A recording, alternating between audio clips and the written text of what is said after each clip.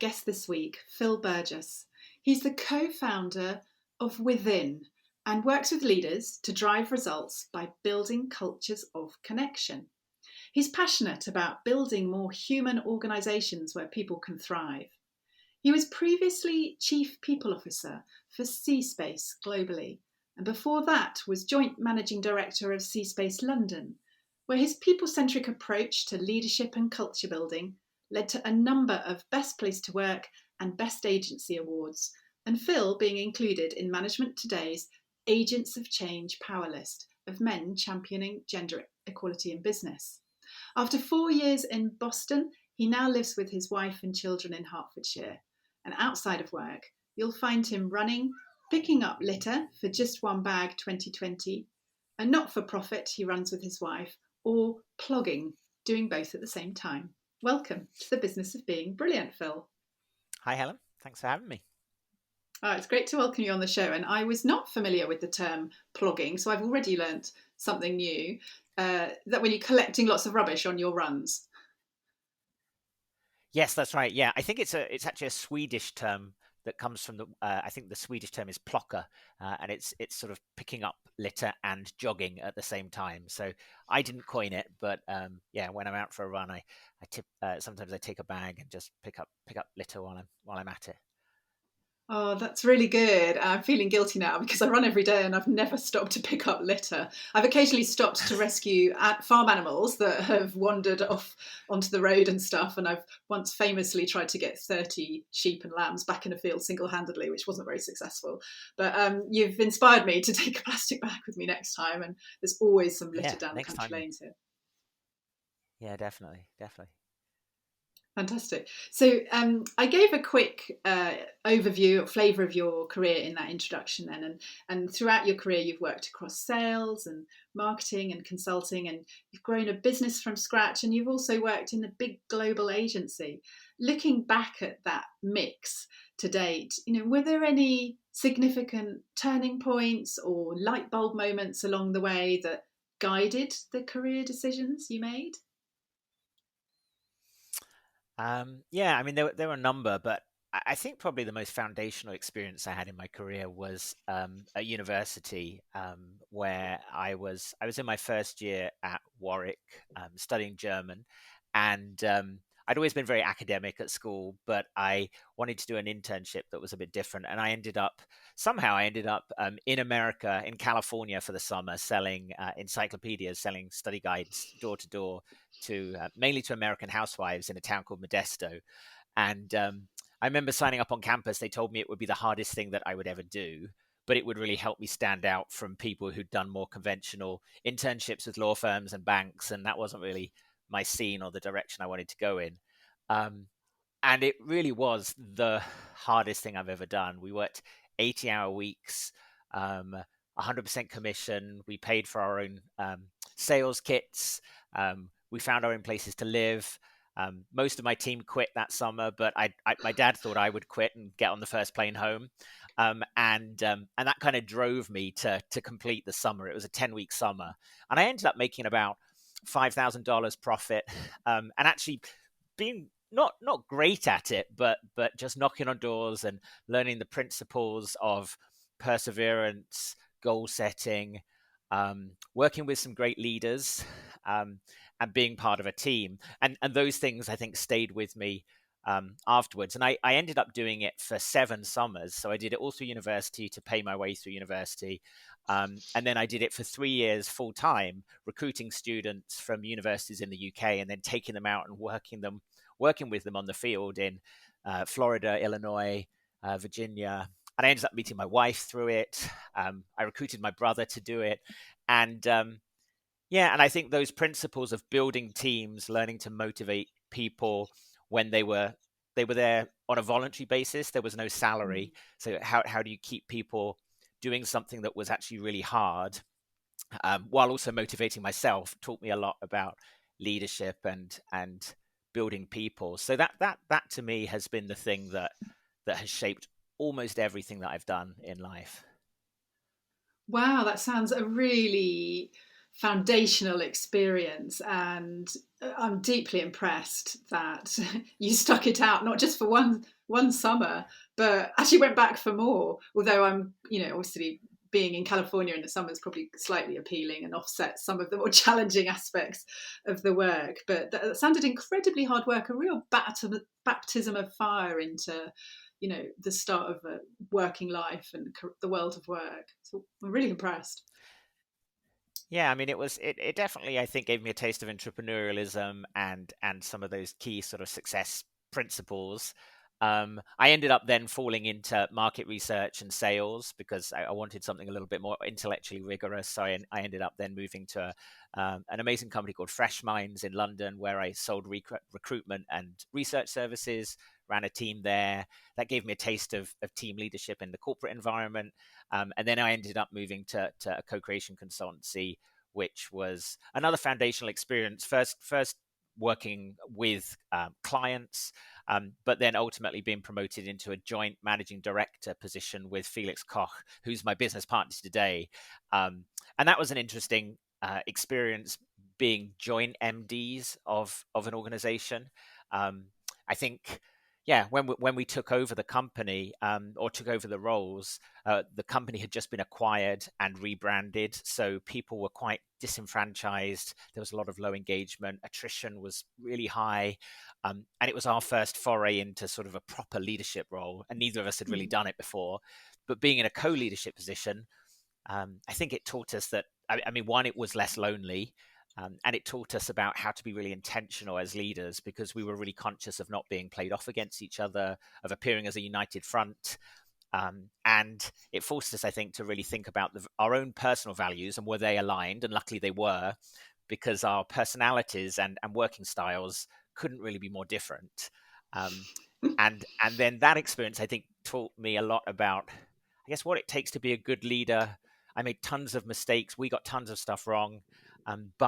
But in the end, we won a few Best Place to Work awards, and pride in working for the organization when we started was at 57%, and when we left the role, it was at 87%. So I take some personal pride in what we did there to build a great place to work. That's a fascinating story, and just fantastic changes that you brought to the organisation, which sounded like, at that point of being acquired was in a real transition point, and a lot of the signals perhaps pointing the wrong way in terms of how people were feeling and how engaged they were about the future. And I guess that stepping into that co-leadership role gave you a chance to put all that you'd learnt informally about teams and motivation and how to lead people and build their enthusiasm for what you're doing into practice.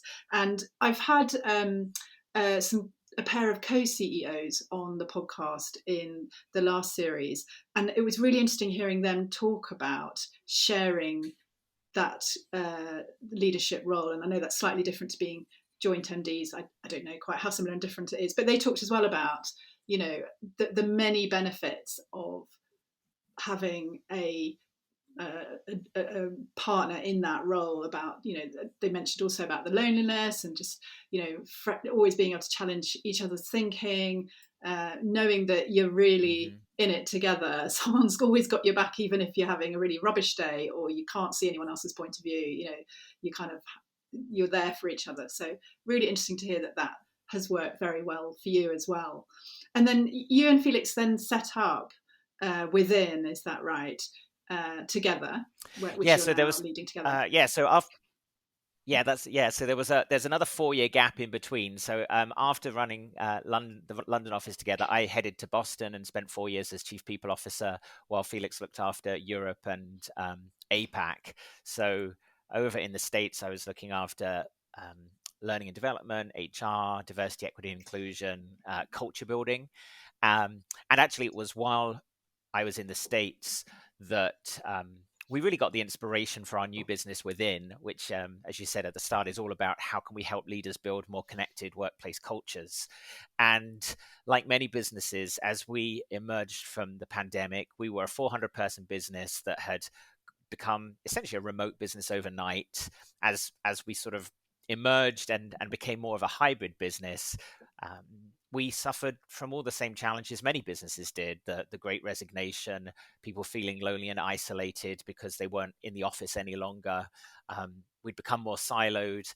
And a lot of the things that had made our culture amazing when we were office based, we were struggling to sort of revitalize. And like many companies, we tried all sorts of things to improve people's well-being because burnout was also increasing.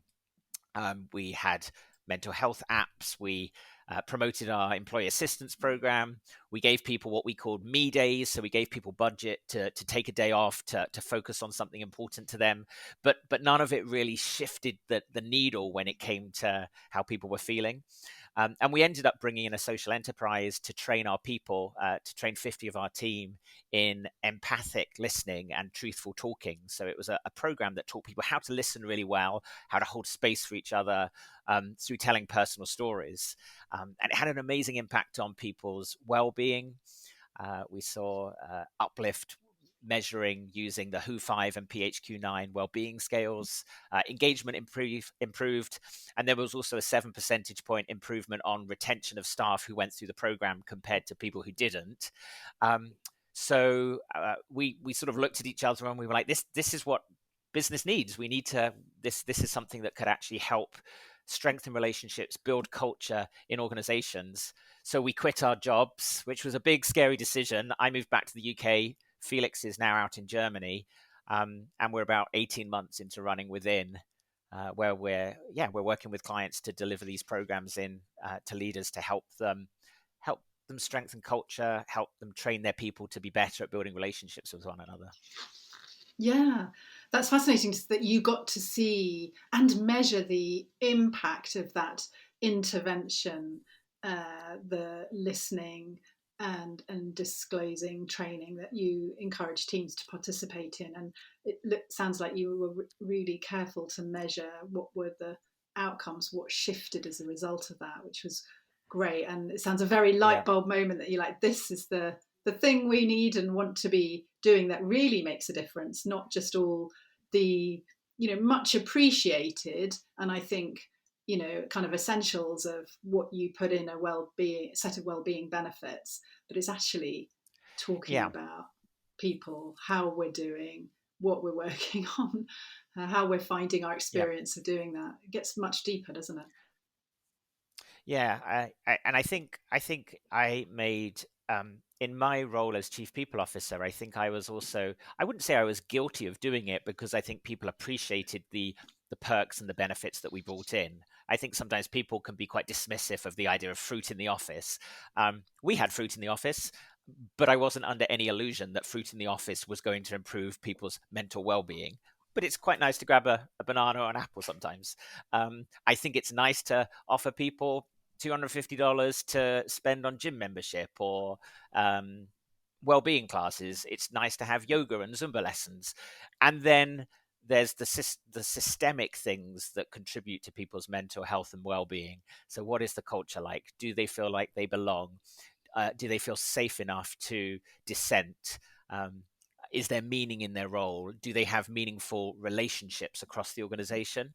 And all of those things matter. And I think one of the things that we're trying to do is help leaders see that social connection within organizations is often under leveraged as a tool for dealing with many of the issues that we have. And there's some great research out there.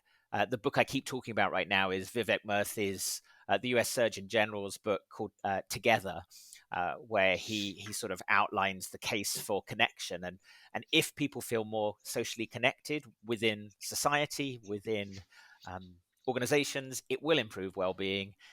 It does improve the sense of belonging. It can have huge positive impacts on people's physical health, on collaboration, on innovation, creativity. And I sound like it's a bit of a cult, but I guess I believe in it so fundamentally because I've seen it work, and it's just the simple stuff like relationships. We talk about relationships are the source of results, and I think Yeah.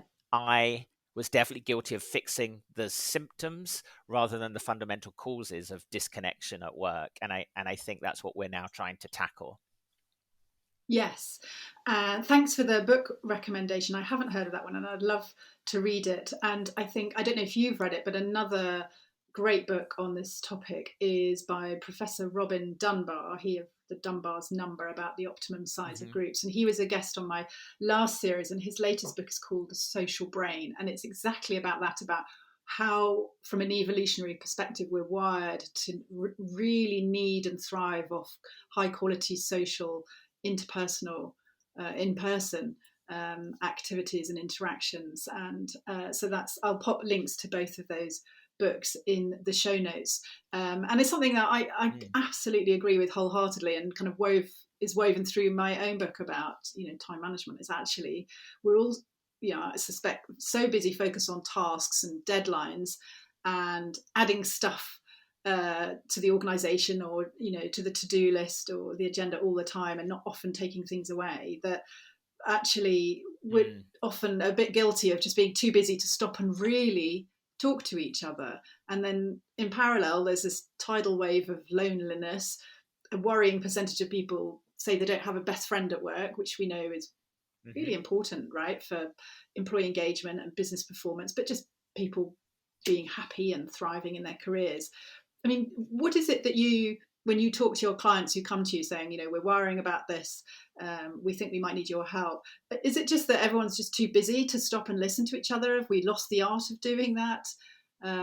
What do you think is some of the issues at the heart of that? Such a good question, and I It's a feel big like one. there's so Sorry. many. So I'm going to try and be succinct, which is definitely not my gift. But I I think a lot of leaders. I think there were a few catalysts. I think as people came out of the pandemic, that was and realized that the world of work has fundamentally changed.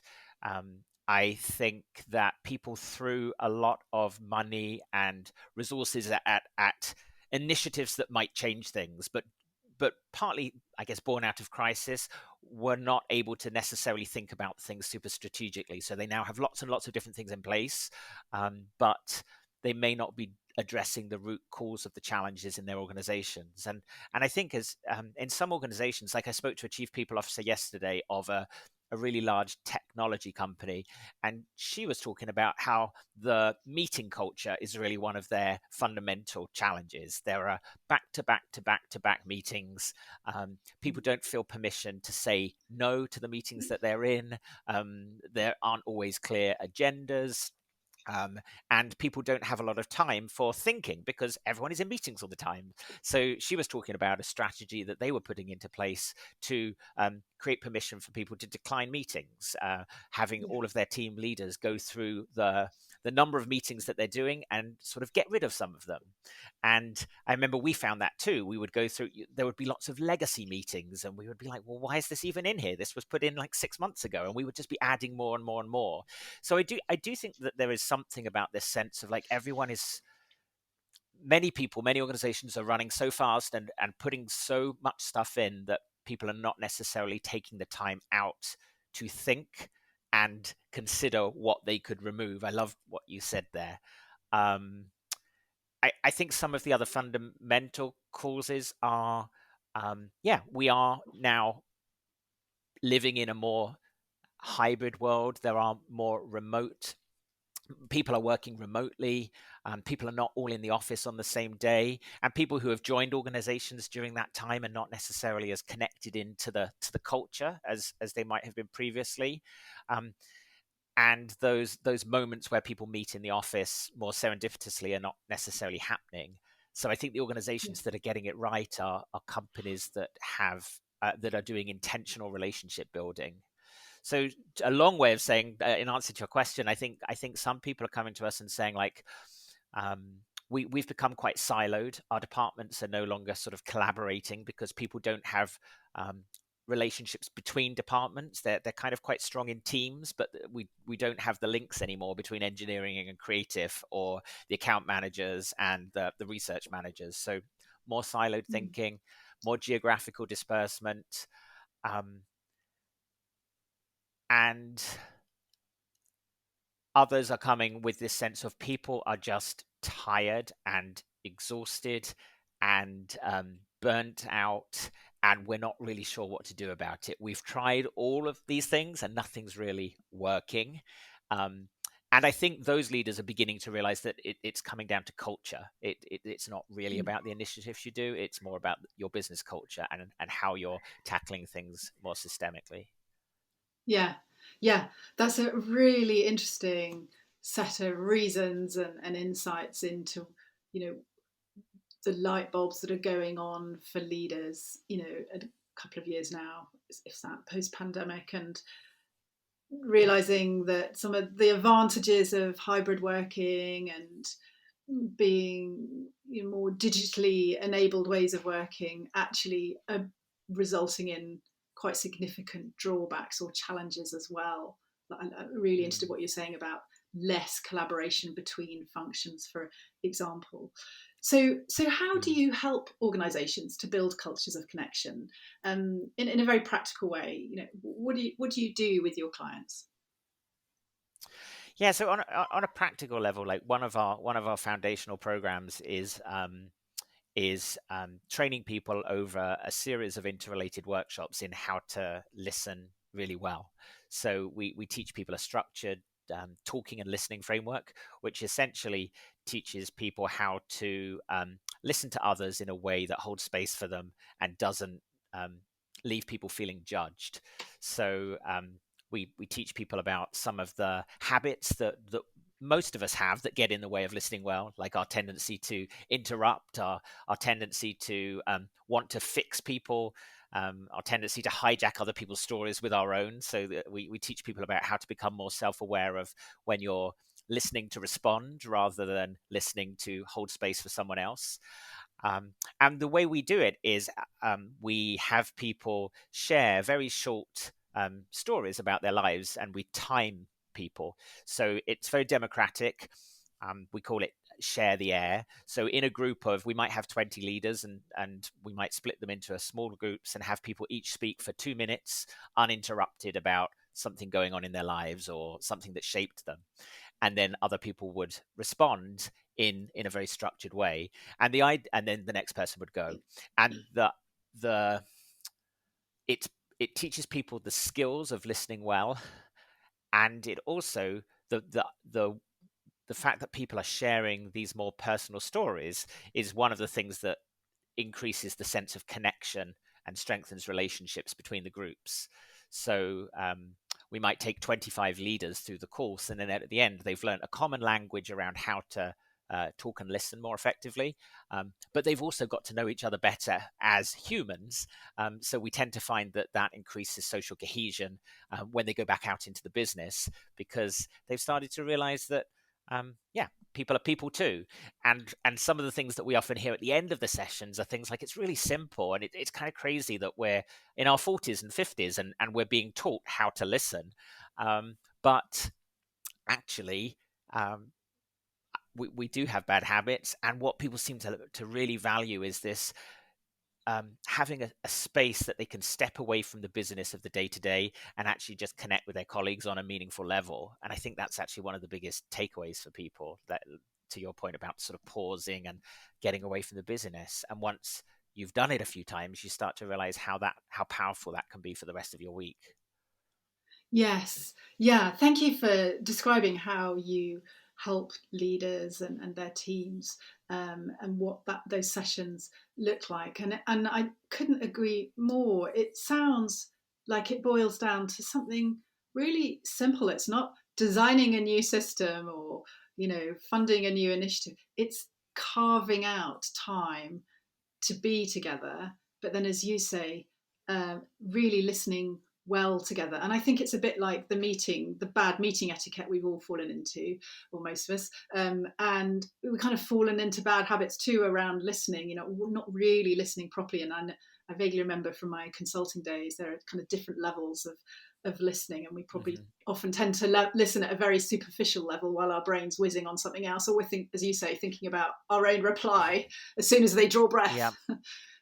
Yeah, exactly. And I think the other thing the other thing we teach people is the concept of removing the social mask at work. So Mm. many of us, we're all performing in some way in social settings, and depending on how we identify it, some people may feel the need to wear a mask at work more often, but if we can help create safe spaces for people and train people that sometimes it's okay to take down that social mask as a leader and say, I'm struggling, I need help, I'm worried, like I'm going through IVF, whatever it might be.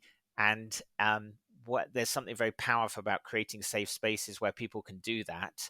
And a lot of what we're doing within the groups is also role modeling that for others. And I think as Yeah. people start to see other people take down the social mask and realize that it's okay to do that, they feel able to do that as well. And then some of that also seeps into the business. So a lot of it is about psychological safety and how that can contribute to building safer, more inclusive organizations.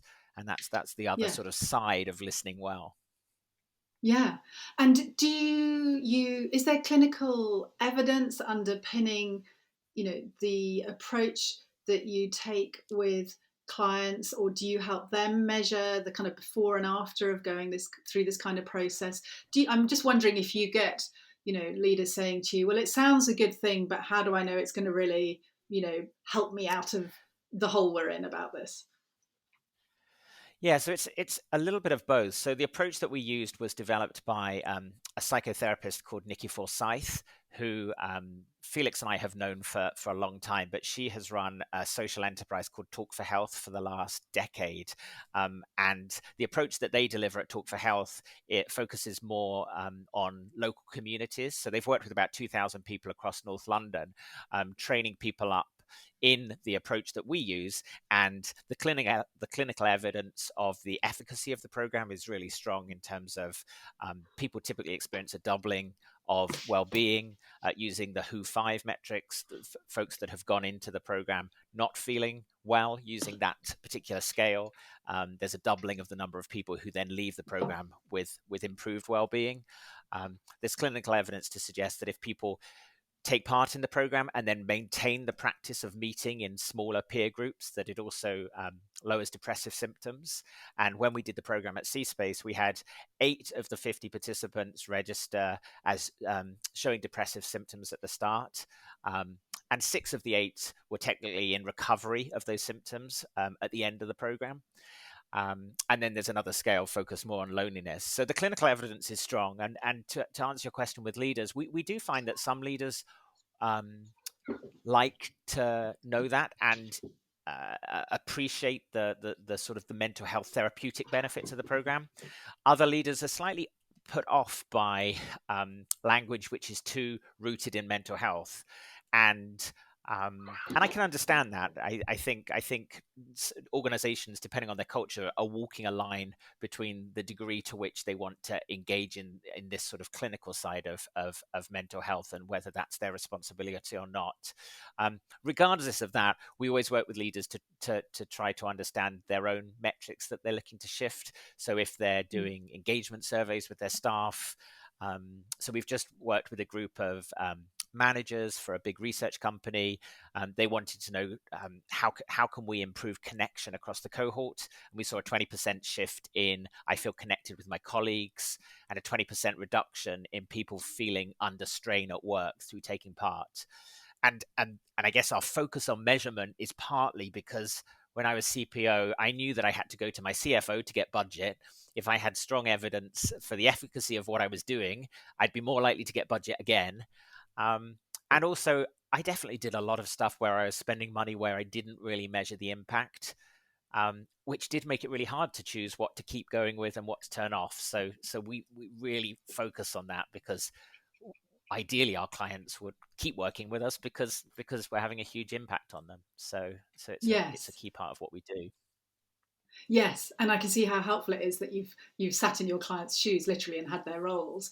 And when you were a chief people officer, and interesting to hear you say, well, actually, it wasn't always easy to say which interventions, which aspects of support had the most positive impact. So great that you have such strong evidence around the well-being angle. But I guess, as you say, to your point, that it isn't necessarily always a concern for mental health that's driving leaders to reach out to you. It may be other triggers or reasons. I guess at the end of the day, building a strong culture of connection is really about nurturing really strong social bonds and human relationships, which when you've got those, that provides the organization with huge amounts of resilience to deal with difficult or unexpected things that come their way, because you can pick Yeah, up the phone to someone, you trust them, it repays itself. That investment in that time yeah, repays for the business hugely when it's facing maybe yeah. challenging times.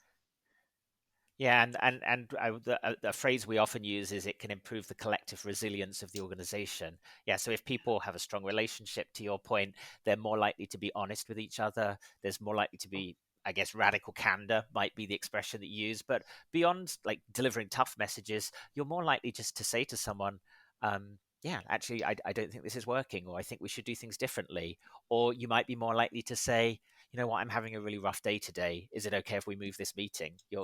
Because you're not going to be wearing the mask. So I think that's so that's so important. And I think that the idea of resilience, like we talk to leaders, and a common theme is the world is changing so fast, business is changing so fast. We had the pandemic, then we had the great resignation. Now we've got the cost of living crisis. We've got the war in Israel and Palestine. Our people are sometimes quite divided on their point of view. I'm expected to have a point of view as a leader, and when I do have a point of view, some of my people think it's the wrong one. How do I deal with that? So that emotional element is also challenging for leaders and organizations. So this collective resilience, how do I deal with change? And how do we support each other as we figure out the next chapter of whatever happens to us as a business is something that I think when leaders invest in it pays dividends for them.